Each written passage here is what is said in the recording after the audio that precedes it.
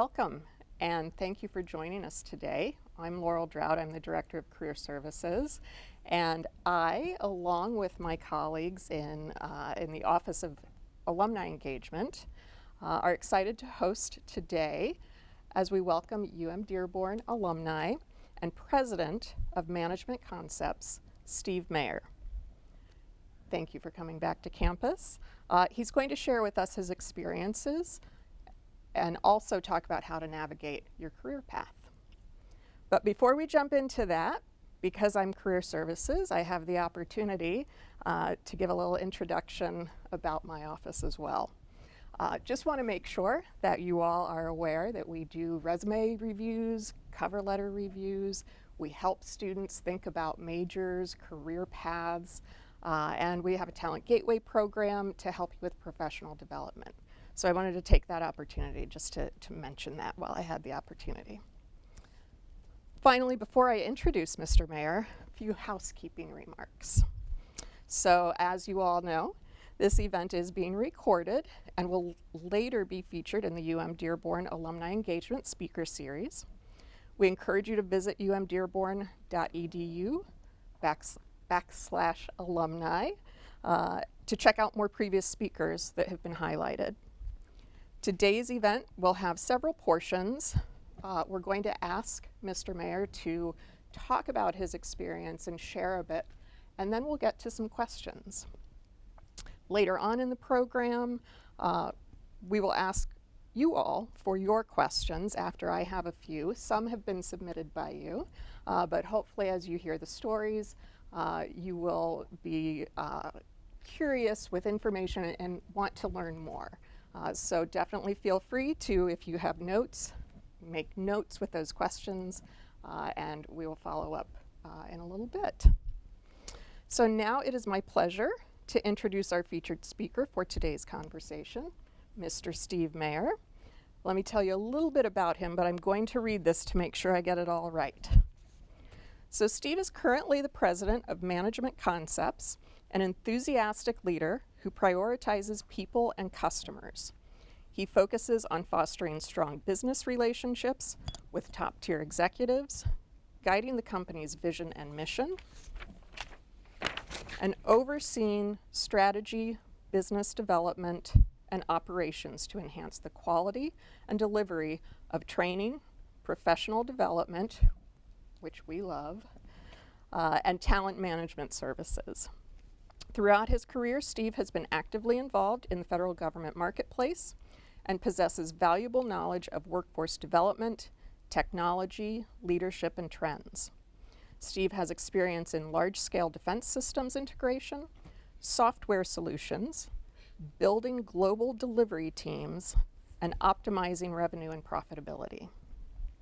Additionally, he serves as the board chairman of CIVDEF, LLC, a service-disabled, veteran-owned small business, CEO advisor to Exceed LLC, a minority-owned hub zone business, and a former board member for Privia, a software developer. Steve holds a Bachelor of Science degree in Computer and Information Science from the University of Michigan-Dearborn, and a Master of Science degree in Computer Science from Johns Hopkins University. One thing that I learned yesterday that was not noted is that he also serves as a mentor to a few of our students in the Wolverine Mentor Collective program, which again, from the professional development side, we love to see that. So it's always great to welcome UM-Dearborn alumni back to campus to share with us the skills and expertise, and we are so excited to have Steve here with us. So I now invite Steve to come up, well, you're up here. Yep. And share with us. And then after we hear from you for a little bit, I'll go on with some questions. Great, thanks. So welcome. Thank you, Laurel, and thank you everybody for being here today. I think this is, one of the things that I've done is over the last year or two is transitioning my focus as I get closer to retirement to giving back to the community. So it's one of the things that, I think I can continue to do, continue to further my purpose and the things I've done throughout my career and give back. As Laurel said, I've done work with the federal government now for 43 years. It covers a whole span of things. But let me tell you a little bit about me first. I moved here in 1969. We relocated here from St. Louis, Missouri. Went to Barnum Middle School in Birmingham the first year, and then Groves High School. Graduated from Groves in '74. Like a lot of you at the Dearborn campus, I was a working and going to school. I worked full-time for the entirety of my time here. For a couple years, I was a manager at a McDonald's franchise, actually about 3 or 4 of them up in the Southfield, Troy, and Rochester areas. So my commute here was like many of you. I think a lot of you commute a long way to get here. I also worked at Lincoln Brass downtown Detroit, and I worked at a tire warehouse called Great Lake Sugar Warehouse downtown. That building's no more. It was imploded in '85 to make way for the GM Hamtramck plant. So I've been here. I've been where you are. Worked, juggled work, school, all of those things all at the same time in those early years. As Laurel said, graduated here in '78. When I graduated, I went to work for Ford Motor Company. And one of the things I'll talk about is how your career will hand you transitions that are planned or unplanned. I was at Ford Motor Company for 1.5 years and got laid off. It was the largest layoff in U.S. history when Ford Motor Company laid off 6,000 employees sometime around April of 1980. A little bit lost, didn't know what to do. I went to work for Westinghouse Defense and Electronics Center in Baltimore, Maryland. Let me pause here for a second because there's a couple things I want you to listen to as I go through the conversation, because a lot of this is about lessons over the last 45 years, because I graduated from here 45 years ago. Number one, the network of people that you deal with is very important. And I encourage people to actually think about that even now earlier in your career. Building relationships with people that are in positions of authority is an important skill set, and learning it early, starting now, is really important. Number two, this is not the end of your learning experience. It's only the beginning of your learning experience. So for the rest of your career, you need to be focused on how do you learn and grow. Third, always accept difficult challenges. I don't know if my brother Henry's been in here and done this yet, but he will tell you the same thing. If you listen to his presentation, take the hard job, take the one that nobody wants, and give it your best, because that's how you'll get recognized. Number three, leadership matters. Yours and the people you work for. And I'll talk about some of that. Work hard when needed. And when I get to the TSA stand-up and what we did to recruit and hire all the TSA workforce in the United States, there is no comparison in terms of my career, the entirety of the 45 years, how hard we had to work to meet a congressional deadline. And the last is develop some resilience. Life is going to throw you challenges. Keep heads up, stay focused, don't blame yourself. Look at the world around you, understand what's going on so that you can adapt and react. And I'll talk a little bit about that. So I went to Westinghouse and immediately started doing work there. And I was only at Westinghouse for 7 years. When I joined Westinghouse, there were 22,000 employees. 7 years later, we were down to 16,000 employees. What does that tell you, right? I transitioned out of Ford to Westinghouse, got thrown a curveball, didn't expect it. Westinghouse is shrinking. What do you got to do, right? So you got to look at it and decide a couple things. Is this going to continue for me? I did really cool stuff at Westinghouse. I did flight data analysis for the F-16 radar. I had a team of people out in at Ogden Air Force Base in Utah, and we put a analog tape recorder into a spare fuel tank strapped to the belly of an F-16 to be able to identify and basically correct anomalies in how the radar behaved. But that's only one project. I went to Japan and I fixed their satellite ground station in order to make sure that the map overlays for their weather satellite was correct. I worked on a program where we designed and developed electronic countermeasures equipment for fighter aircraft, the F-111 being one of those, and the B-1B tail warning radar. B-1B and the F-111 and the F-16 are all still flying today. The F-16 as an aircraft is about 50 years old.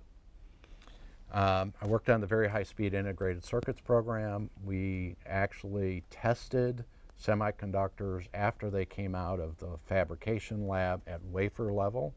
And then after they were packaged, we tested them for radiation hardness to see how well they stood up in a radioactive dense environment for deep space applications, and obviously the threat of any kind of a nuclear event with any of our adversaries.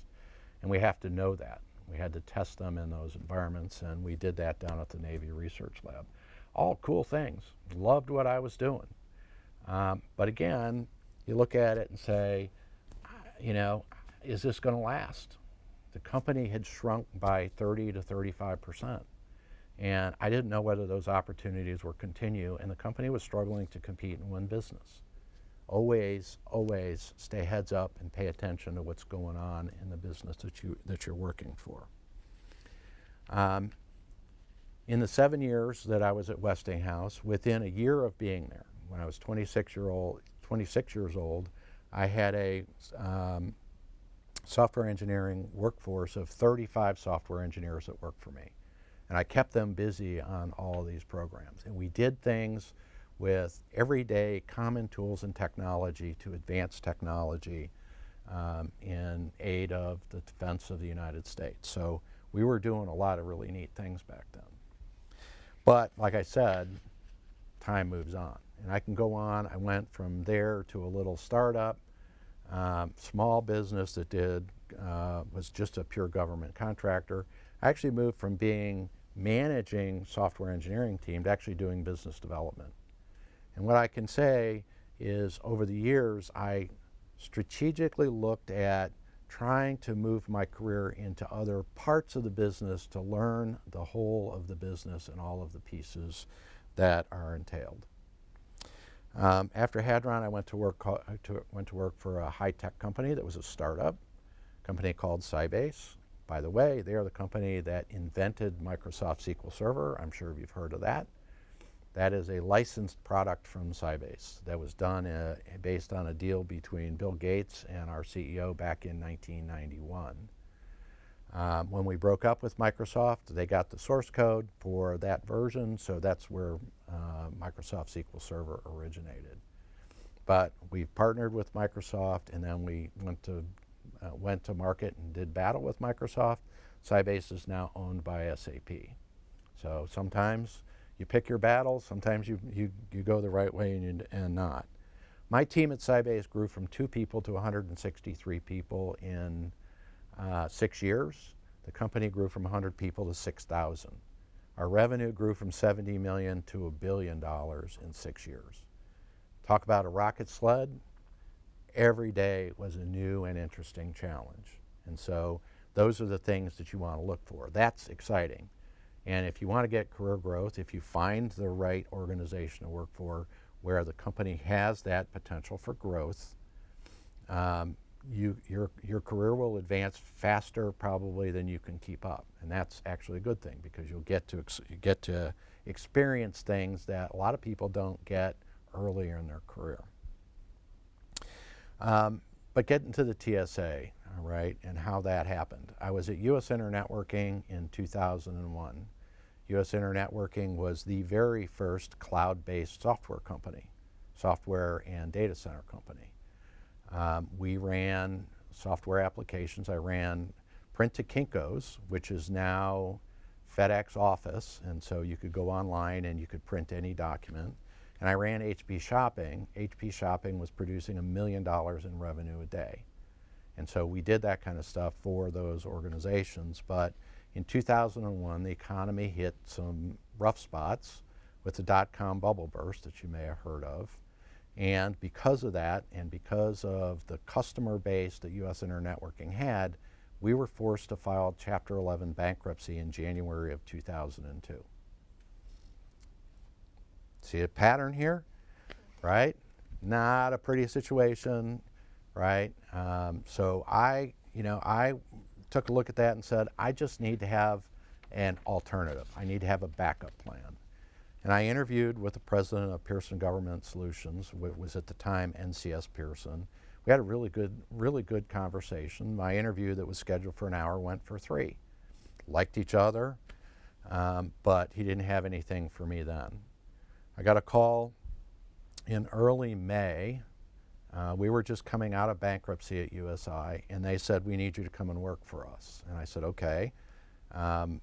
We need to have a conversation, right? I need an offer letter. I need to know what the position is, all this kind of stuff. They said, yeah, we can deal with all that. We need you to come work for me. I said, okay, well, give me the offer letter. I'll submit my 2 weeks notice, and be able to start in about 3 weeks. They said, no, you don't understand. I need you to start tomorrow. I said, okay, well, let me think about that. Get me the offer letter, and we'll go from there. So I got the offer letter, and I negotiated with US Internetworking to use my vacation time that I had remaining, 3 days a week, to go to work for Pearson to do the TSA stand-up, and then the other 2 days to transition out of US Internetworking. So that all worked good. Any situation you can negotiate yourself through. So just understand there's always talking about the situation, presenting your challenge to the organization and the leadership you're dealing with is always the right way to handle it, instead of just saying, I'm out of here, right? I'm not telling you anything. A lot of people do that. TSA stand-up was a challenge. The first 30 days, and I tell people I didn't have any gray hair before I started the TSA stand-up. But my first meeting was a screaming match between attorneys, between the government and Pearson. Now, Pearson is Pearson Publishing.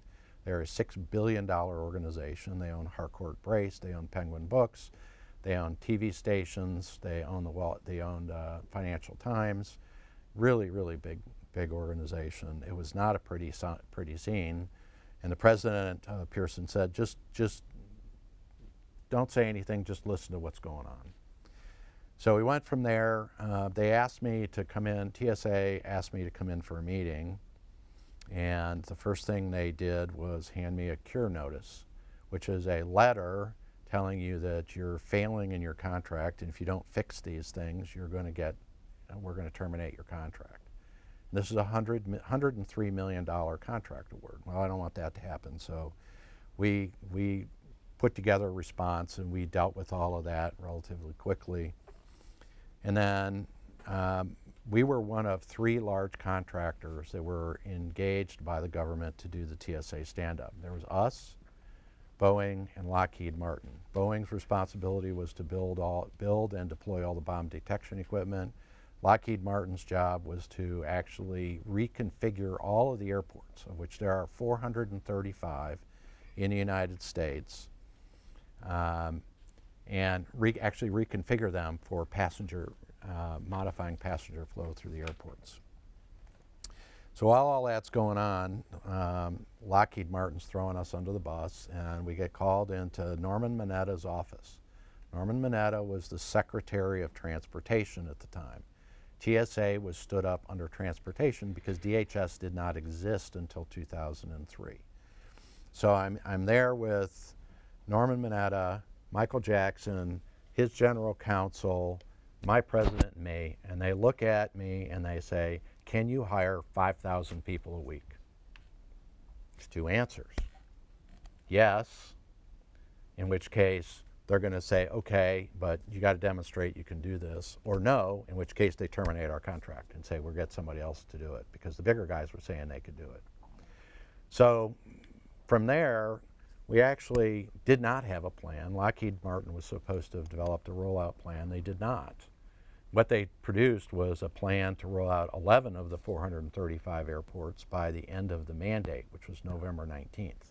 This is June of 2002. We got to be done have all the airports done, have all what at the time was an estimated 72,000 people hired by the 19th, hired and on board by the 19th of November. Getting 11 airports done wasn't going to cut it, so we actually raised that issue, and myself, along with 3 or 4 other people, sat in a conference room in the FAA building downtown on Friday night, and we rewrote the plan. And the plan was really straightforward. We started up in the Northeast, and we moved down the East Coast and then moved west from there, with the exceptions of the 11 largest airports in the U.S. We were going to, on the eastern half of the U.S., we needed to get started early because the hiring for Atlanta and O'Hare and JFK, all the big airports, was going to take substantially longer time. So we started in the 11 large airports. And I won't get into the details of what airport order and why, because there's a lot more underneath the covers there. And then we had to move to Alaska because there's 32 airports in Alaska. And we had to do that before the snow flies, because during the winter, 21 of those 32 airports closed for the winter, and we needed to get them taken care of early, and then we moved down the West Coast. So we had a plan. Now we had to execute. It's middle to late June. I actually need to get going and get started recruiting and hiring people. We didn't have any computer equipment to do this, and part of this was a computer-based test. So on Tuesday, I placed an order with Dell Computer for $9 million for 6,500 computers. And we got how we do this, right? So Dell actually said that they would add a shift for the rest of the week and they'd be able to produce the computers, but they would all be in Austin, Texas. How do I get 13,000 packages from Austin, Texas to 11 airports in 2 days? The truck carriers were like, no, it's going to take a week, 13,000 packages and all that. So I actually got FedEx to do it. FedEx has access to the Dell facility at the airport in Austin, Texas. They flew 4 747s down there. They picked up all 13,000 packages. We labeled them on the tarmac for their destination, and we shipped them to those 11 cities. By noon Monday, we had all 6,500 computers up and running in 11 testing centers in those 11 major airports, and we got started recruiting in less than a week. Over the period of the program, we stood up 137 locations. Each location cost about $250,000 a week to run, because the process required that people come in and get verified. We had to have a secure facility. They had to get verified. So you had to do identity verification. Once they had their identity verified, they went through a battery of computer-based tests. There was an English language test, there was a personality test, and there was a baggage screening test that the FAA uses to test people's ability to detect threats, objects in people's bags. After they passed those 3, there was a structured interview that an HR interviewer had to do. If they passed that, they got a contingent job offer. And we are required by federal law to give them a contingent job offer because the following parts, which is a medical exam, a hearing exam, a vision exam, a drug screen exam, and a physical dexterity test, all required that you had a bona fide job offer in order for the government to be able to administer or require you to take those. If you're done and you got through the end of the day and you passed all those, we had you fill out your security forms, and then you were able to go home. So every candidate went through this. It took about 10 hours beginning to end. We took in 6 million job applications for 72,000 jobs. At the end, we hired 62,279 of them. Out of the job applications, we screened 430,000 people across all 137 centers, and we made offers and hired the 62,279 of them. We took in 30 million HR documents and forms. So we stood up an organization that was substantially large to deal with all that. When I started on the middle of May of 2002. The team that was working on the program was about 300 to 400 people. 90 days later, we had 11,200 people, which was made up of about 4,000 employees and 1,208 subcontractors across all of the various disciplines. We stood it up, we ran it, and then we shut it down just as fast. So a lot of big challenges to get through that. And I'm happy to talk more about that, but I don't want to go so long that we run out of time. Couple other things. Management Concepts. I'm at Management Concepts today. I'm the president there, and I talk about networking and getting to know people. I met the owner of Management Concepts in 1998. Basically, I was working for a technology company. He was looking to buy the software we were using. He ultimately did not buy it and did not use it, but he and I connected. Thought, you know, just a great guy, had a lot of the same interests, and even after that, he and I kept in touch, and we would generally get together for lunch once a year.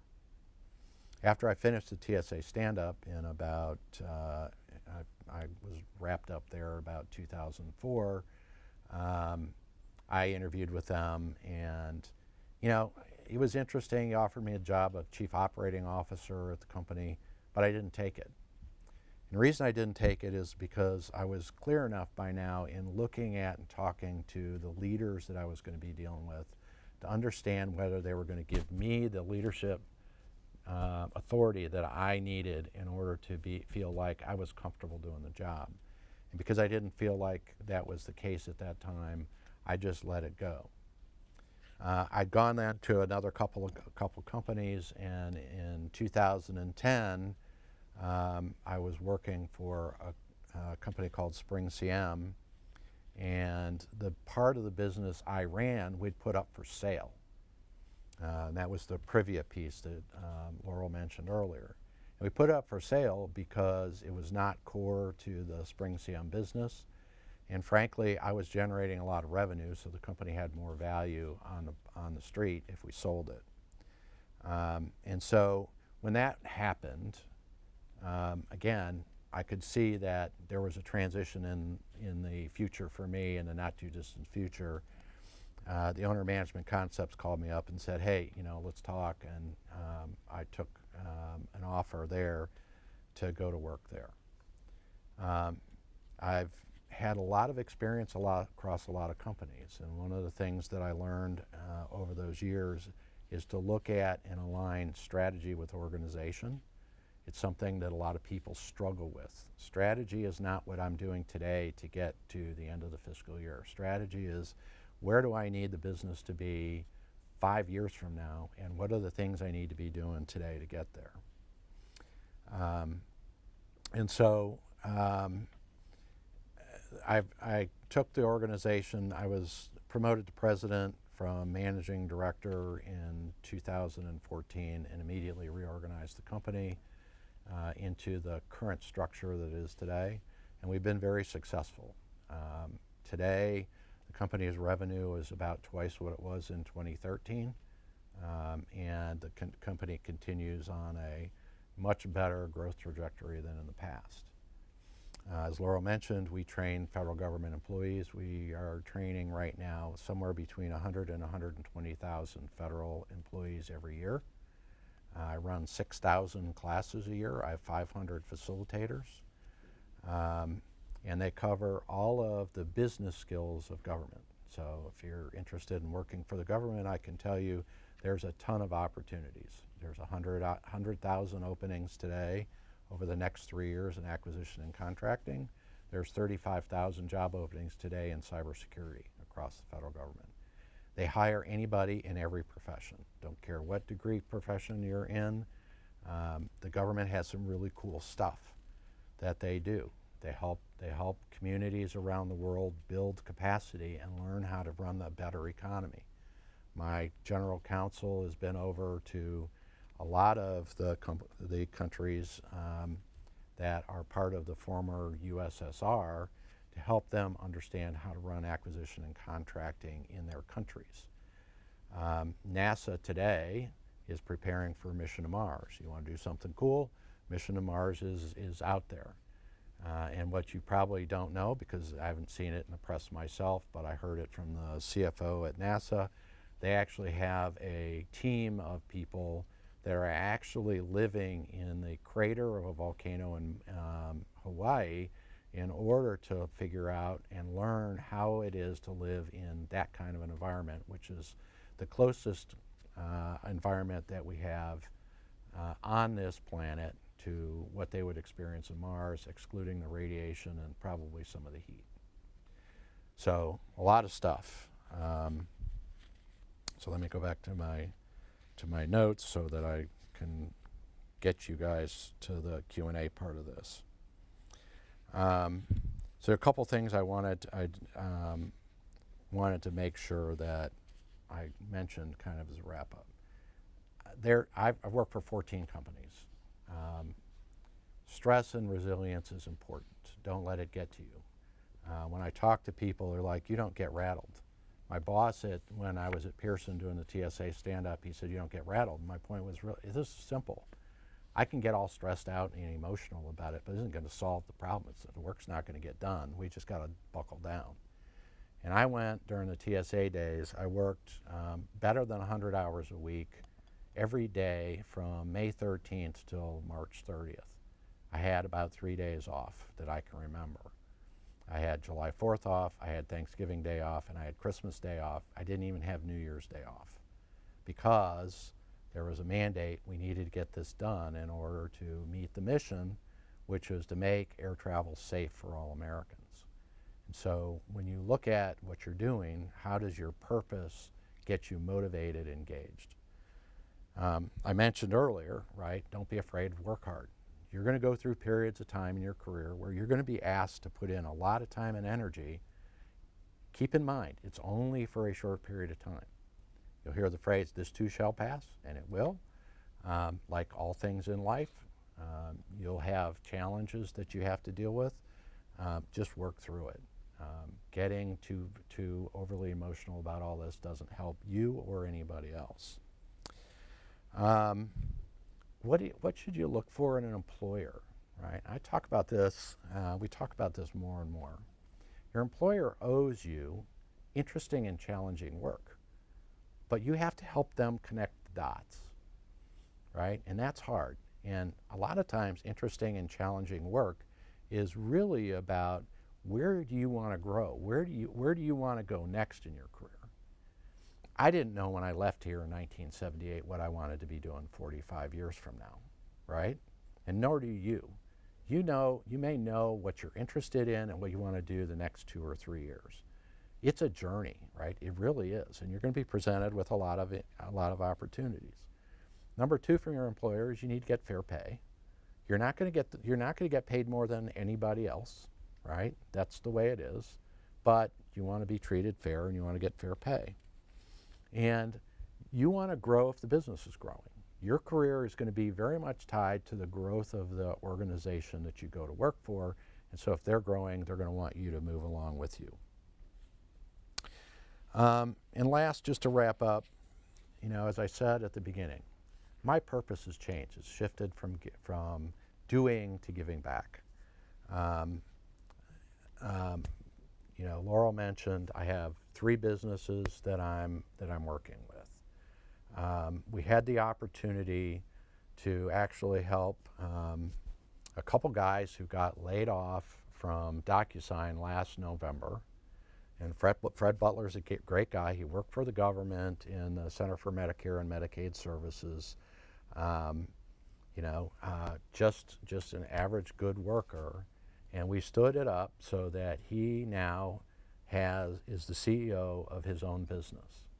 We got venture capital money to put $1 million behind his business to make him successful. And the government has preferences for service-disabled, veteran-owned small businesses. So this will be a life changer for Fred and the team that he hires to work with him.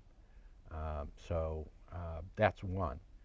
I work with a couple others. We mentioned Exceed. Exceed was referred to me by somebody else because the CEO Falar went to a friend of mine and asked him for help, and this guy that's a friend of mine said, "I can't help you. I don't know the federal government anymore. Send him to me." He had bought the business. He'd financed it. He was paying 20% interest on a $5 million loan, and we restructured the debt. We restructured his fringe benefits so that the company is now profitable and growing. So those are areas where I can help, along with help people navigate how to do business in the government. And frankly, if you want a job in the government, there's lots of areas where I can help point you in the right direction. Giving back to the university, the Mentor Collective program, I shared with Michelle and Cassandra here a little while ago. I had 3 students up until now. As of this week, it's now 6. So I picked up 3 more. I really enjoy spending the time. It really connects me back with being here and my experience and what would have helped me when I was here. So always interested in providing any help and assistance. And last, thank you all for being here, right? A lot of this is I'm here to provide help and guidance and insight. So hopefully some of the things I shared resonate with you, and you guys can take some of that and use that to help steer your career to a better outcome. Great, thank you. We do have several questions here. I want to add that Steve and I had the opportunity to sit together yesterday and talk for a little while, and one of the questions I asked him was, what stresses you out? Because I could tell. I was like, he does not get stressed. I am so amazed, impressed, and can learn from that. So I appreciate that you brought that up again, because I think a lot of us can learn from that. It's not worth it, right? Emotion has a tendency to basically cause you to not be focused on what you need to focus on. A lot of times, hard times is just about buckling down and working hard. And that's the way I look at it. Yeah. So, because we all have at least one thing in common, which is the University of Michigan-Dearborn, I'm going to start with this question. How do you feel your UM-Dearborn education affected your path and success in life? Well, my dad, actually my brother and I are first generation graduates. My dad finished high school. He worked in the insurance industry. He worked for a company, and his boss yelled at him every day, every week for 11 years. And I think it led to too much stress. My dad passed away when he was 58 years old. The one thing my dad insisted on was we get a college degree, because in his mind, that was the path that we needed to be. And his experience in the corporate world said the people that get a college degree are the ones who get the opportunities. If you don't have a college degree, you didn't. Now, that's 45 years ago or 50 years ago. Things are a little different today, but I still think there's a ton of value in getting a college degree. In the end, I believe it's not about what you learn, it's about your ability to learn and grow and to be able to do that on your own and be independent. That's what employers are going to look for. They're going to look for, do you have the ability, if I give you a problem or a challenge to go do, can you figure it out and can you solve the problem? There's no employer that's going to hire you and say, here, this is an easy job, just go do it. They all have challenges, and they all, if they knew how to do it all, or somebody already had the answer, they don't need to hire some to do it.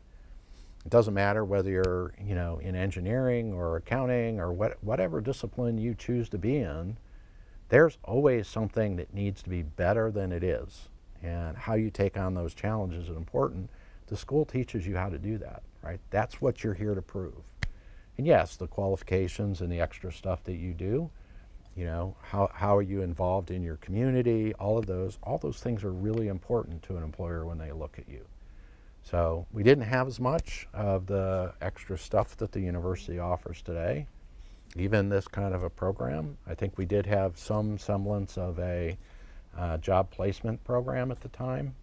I didn't have to look very far because Ford Motor Company is next door. And it was easy then because Ford Motor Company was hiring anybody and everybody they could get with a software engineering degree. So I got lucky out of the gate.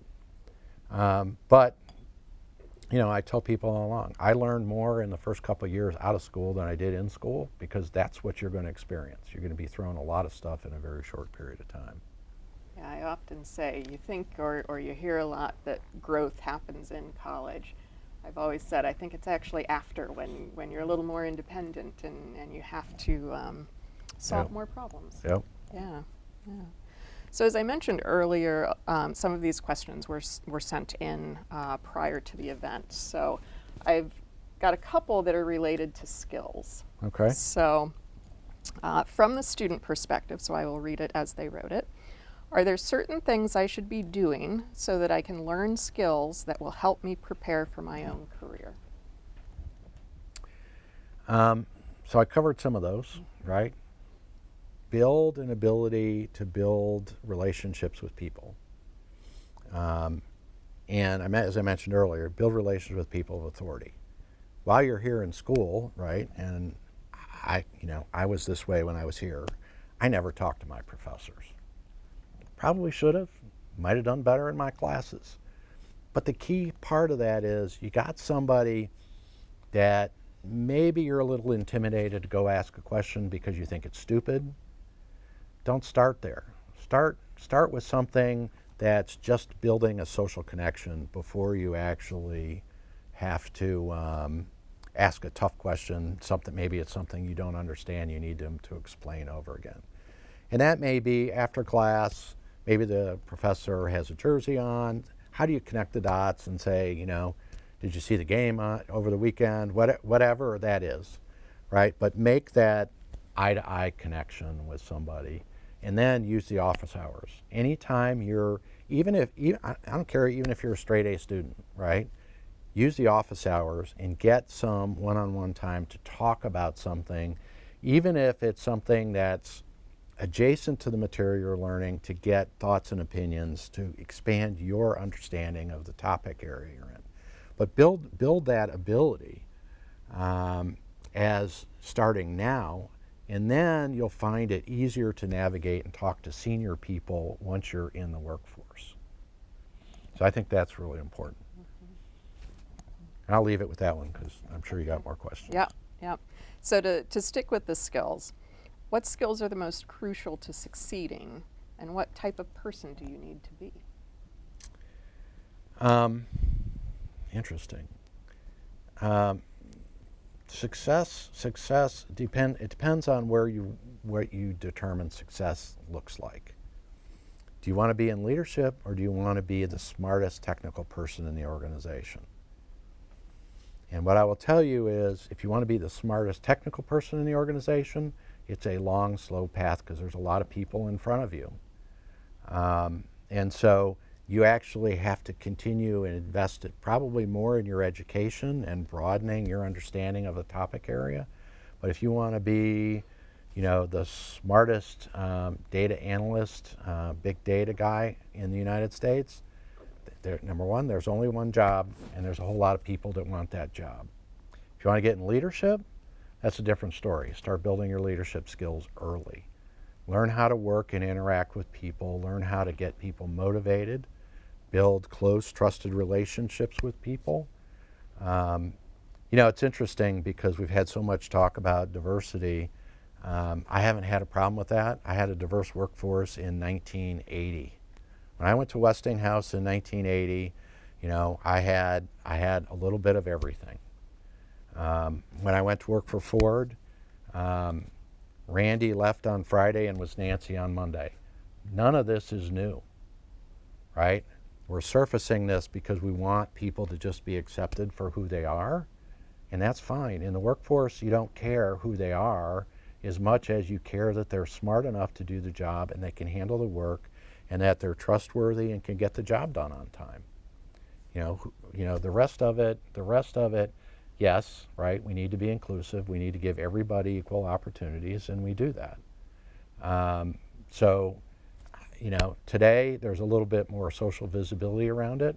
The problems that you have today are no different than the problems we had in the 60s and 70s. Go listen to our music, because our music tells that story. We have all the same problems today that we had then. It's and I have to apologize because my generation didn't fix it. I think we had good intentions, but we didn't probably make enough progress, and so we hand that problem off to you all. But like I said, be authentic, be human, be honest, right? Integrity is really important. So honesty and integrity are really important. Admit your mistakes. Don't be afraid to say, I screwed up. My policy for any employee that works for me today is I don't care about a $5,000 mistake. I care about a $5 million mistake a whole lot more than I care about a $5,000 mistake, but I've made those. When I was doing the TSA stand-up, I opened my mouth and I said to the contracting officer, I'm sure we will take responsibility for that, and those few words cost $1 million. But in the end, the TSA program was $840 million, so taking $1 million out of it didn't really hurt very much. So sometimes it's just figuring out what to do and what not to do. If you are doing your job and you're doing it right, you're going to go down the wrong path and you're going to make a mistake. You just need to be willing to correct it. That's great advice. I want to focus a bit on your first point of network, building that network. I often get the question, okay, so I've met somebody. How do I stay in touch? What is your advice around that? That's interesting and challenging. There are people that are going to be beneficial to your career. There's people that are going to be beneficial to the work you do. And there's going to be people that you have as acquaintances that you just know that sometime in the future I may need them. And I tell people, if you want to connect with me on LinkedIn, I have 3,000 contacts on LinkedIn. I've met everybody and talked to everybody that I connect to on LinkedIn. I don't take connections from people I don't know. And out of that group, right, there's probably a group of about, 100 to 300 that are people that are integral to the work that we do. And there are some from the past where I choose to maintain a relationship for things I want to do in the future. So I was at Sybase. A lot of the folks at Sybase, when I was there, went into the venture capital community.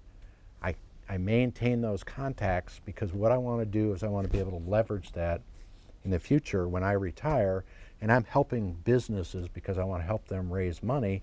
Those contacts are important, so I stay in touch with them, right? And I may not do a lot. I may just send them a note every now and then, but again, keep them aware of you're still trying to stay in touch with them, and they know and are reminded that you're still out there and you still think of them now and then. So you're going to have some of those people. And the rest are people that you're just going to call on when you need them. It's a little bit of all of the above. You're going to be able to sort out which ones are really the ones that I need to lean on in my career today and which are the ones that I need to be able to preserve because maybe they're a mentor today, and maybe they're not as important to me today, but I know in the future I may want to circle back with them. Having a group of mentors across a variety of disciplines is a really good, healthy thing to do as you build your network. So I want to stick with that theme of mentorship. One of the questions is, why did you decide to be a mentor, and what are your goals for those relationships? Like I said, shifting my purpose. I've always focused on producing a benefit.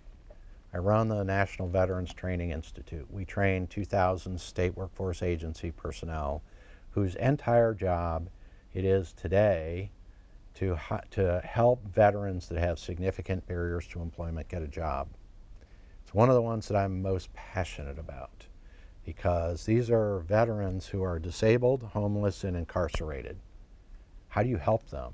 Last year, the team that we trained put 17,700 veterans that had significant barriers to employment in work so that they can live a normal life. That's really an admirable purpose. Everybody looks at that and says, well, that's really good. We should be doing more of that. And yes, but how do we do, as a society, do that? And so, you know, I've done this for 7 years now. I've talked to a lot of people in this space.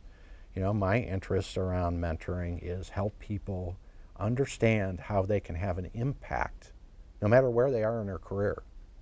You guys can all have an impact on your career. How many of you stop and give a homeless person money when they're on the street? Okay, a few of you.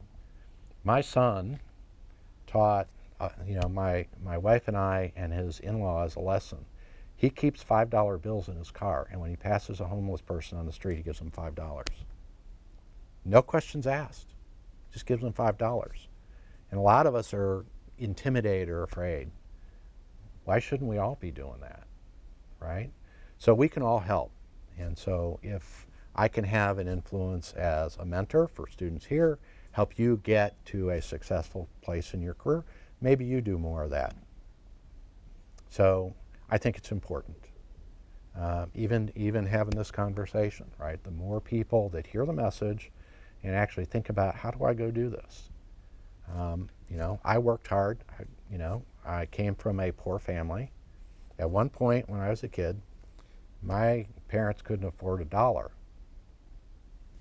Now, my mom went out and bought my brother a hat in the wintertime before Christmas, and my dad threw a temper tantrum because we couldn't afford it. So how do we help those people that are out there that are in most need? Your success, you can help solve that problem because you will have the economic wherewithal to do that. And the school, the education you get here will put you on the right path to do that. So I want to make sure, even though I have some questions from earlier, submitted earlier, I want to make sure that there aren't questions. We've heard a lot of great information, a lot of great insight. I know I've taken notes myself, things to remember and to reflect on later. Are there any questions from the audience? One of the things that really resonated with me was hearing that your dad didn't have a high school education, so you weren't able to kind of turn back towards him for advice on a lot of things that are career related, especially because I'm kind of in a similar situation. So my question for you is that when you were going through your career, what made you decide to keep this person as a mentor, and what made you decide to not have certain people as mentors? So when you have a parent die young, I was 33 years old when my dad died. My mom became a dependent that day. And a lot of people don't experience that because their parents live much, much longer than that. So for me, it was like, okay, I'm the adult now. You got to grow up really fast. You don't have that father figure to go to and ask for advice. And it took a while, but I actually started leveraging professional contacts just to get some input and advice, whether it's, at the time, about a few years after my dad died, my mom had invested some of his life insurance money in land contract mortgages with a business here in Detroit that went bankrupt. So she lost a big chunk of money. And I had to find a way to get her an income because she was dependent on that income, and it was not a lot of money. And so you actually have to start seeking professionals in a variety of areas when you lose that, safety net, so to speak, when a parent passes.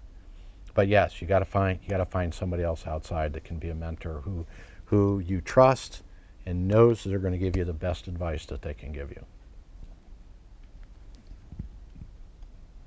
Yes. Good evening. First of all your discussion answered most of my questions that I had in mind and some what you asked. but the primary thing is how do you manage time with all this going on, trying to be a mentor, go back to the society, manage 3 companies, know so many people all your life, trying to stay in touch with them. You got to manage it. It's I don't have to work 100 hours a week anymore, so I have a good team that works for me, so my work time is a little bit less stressful. I do a lot of the external facing stuff, so I do outside presentations, I work on the strategy. A lot of the time I spend on the work that I do is basically really focused on where the company should be going and what we should be doing. And I have a management team of 12 people that take care of all the day-to-day stuff. The mentors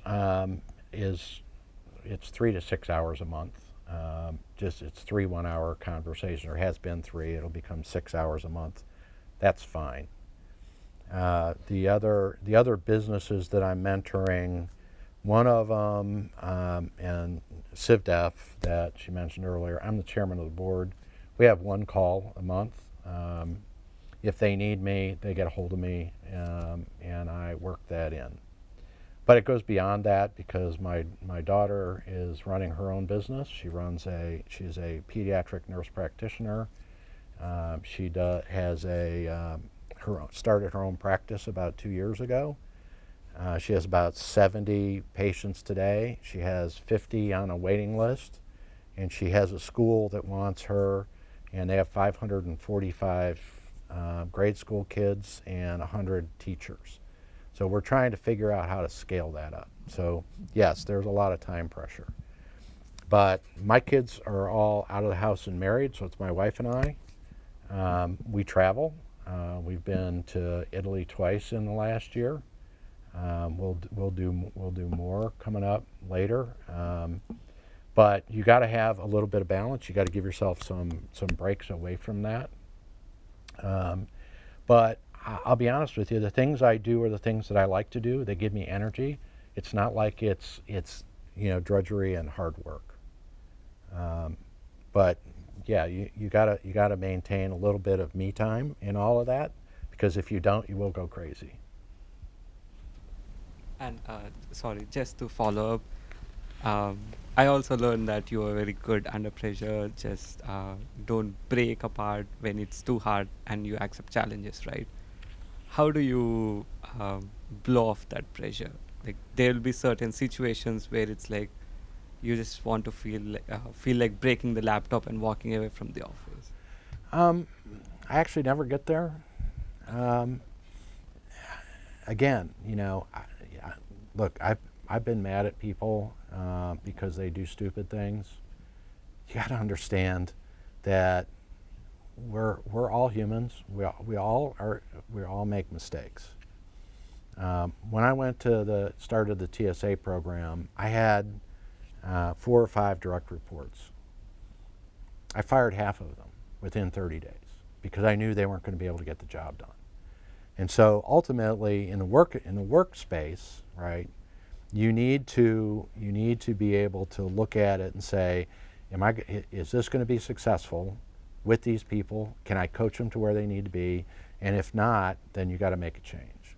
And a lot of times people struggle with that. In your personal life, it's different, right? If you're dealing with family members, look, I'll admit, I have a cousin that spent 10 years in jail for armed robbery. Can I fix it? I can't fix that. Not going to fix it. I'm not even going to try. So, for your family, you treat them like family, right? You ignore all of that. They're part of your family. You love them and you take care of them and you do what's reasonable and responsible to do. You don't give money to drug addicts, right? You just have to learn sometimes to say no.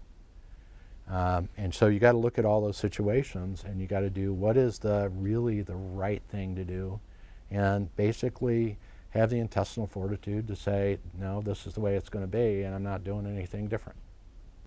Any other questions? Oh, we've got 2. I was wondering if 9/11 posed any barrier to you hiring more TSA agents. Were people fearful to work in airports? Yeah, Okay. so after 9/11, the economy, we were in a recession.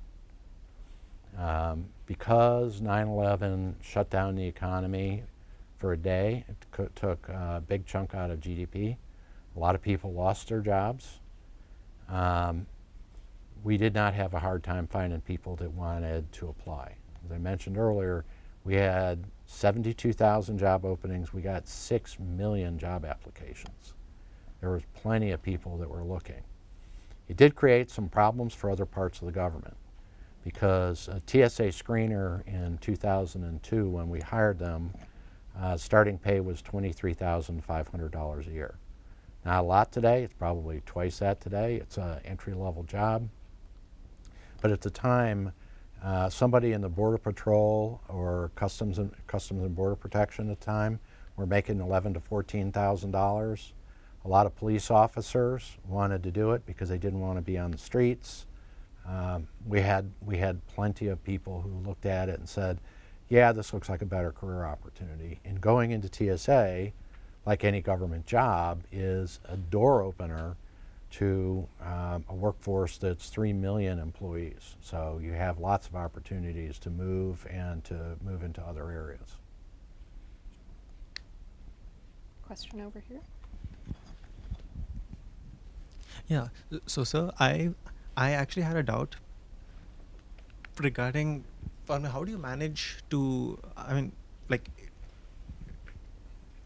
your advice for us to help us manage with like some kind of a decision paralysis, especially when it comes to choosing some kind of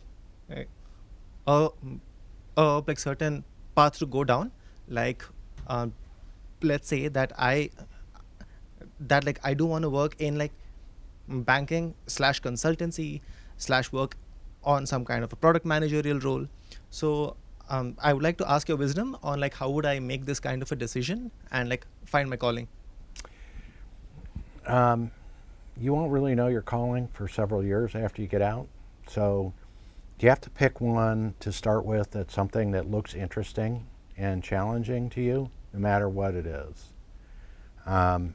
There's interesting and challenging work everywhere. You're not going to understand the enormity of the opportunity out there until you're in the workforce. And then what you're going to realize is there's a ton of opportunities that will present themselves over your career.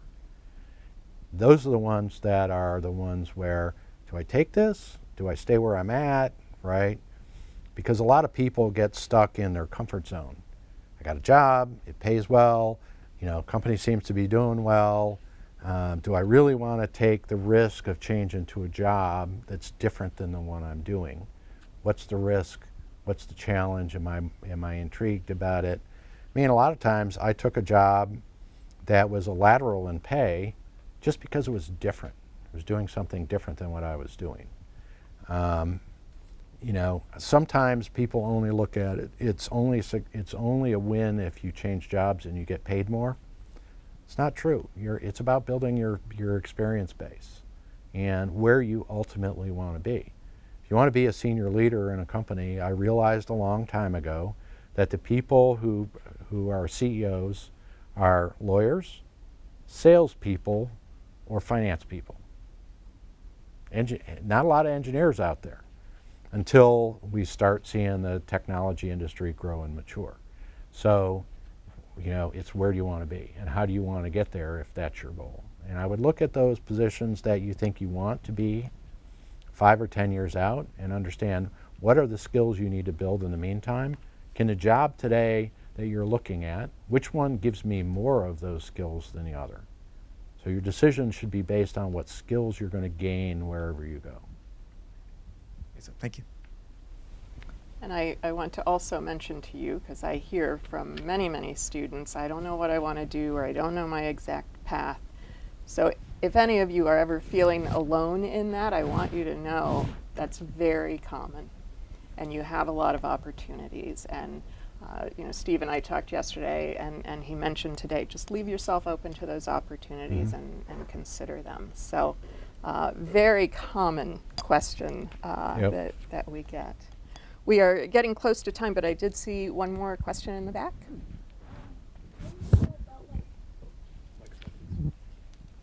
How would you go about like being in school and wanting to start a company, or just working at a company and wanting to like start your own company?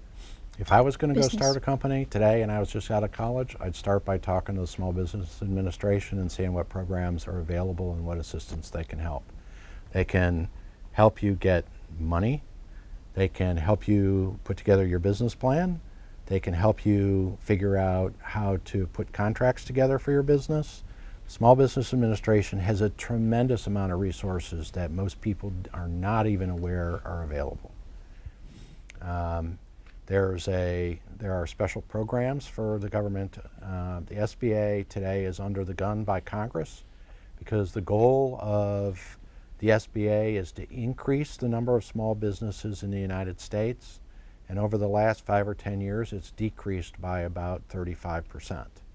And so there's going to be a lot of pressure on them to not focus and not help, especially if you're doing business with the government, to not put all the money in a small number of small businesses, but to diversify and spread the money out to more small businesses and help small business owners be successful. Other than that, if you have an idea, like I said, no matter what, I would start with SBA, and then I would talk to friends and family, other people who may have been there, if there are people that have been there. It's not for the faint of heart, because I will tell you one thing about it is, and my daughter is seeing this today, you can start a business, you work 40 hours a week in the business and 40 hours a week on the business. So you're doing the work of the business 40 hours a week, and then in the after hours you're doing all the accounting, you're doing all the marketing, you're doing all of the other things you need to do to build it and grow. So I'm sure there are business classes that you can take. I don't know what the university here offers in terms of starting your own business, but I know there's plenty of opportunities out there if you look, helping entrepreneurs. And second, I would look for an incubator program in the area here that may also be able to provide help. SBA's got the biggest, and they got a lot of money, so I would look at them first. Thank you. Great. So this does bring us to time. I know I could keep talking. I have questions about, or advice about negotiation, about strategy, lots of different things. But we have run out of time. So I want to thank you. Well, thank you. I do want to mention to the students that on October 24th, the Career Services Office and Office of Alumni Engagement are teaming up again for a student alumni networking event that evening. I even wonder if we could talk Steve into coming back for that, maybe even leading something, I don't know. Maybe. But we do have more opportunities like this. I will say Steve has been pretty amazing with what he's been able to share and give, so thank you. All right. Well, thank you.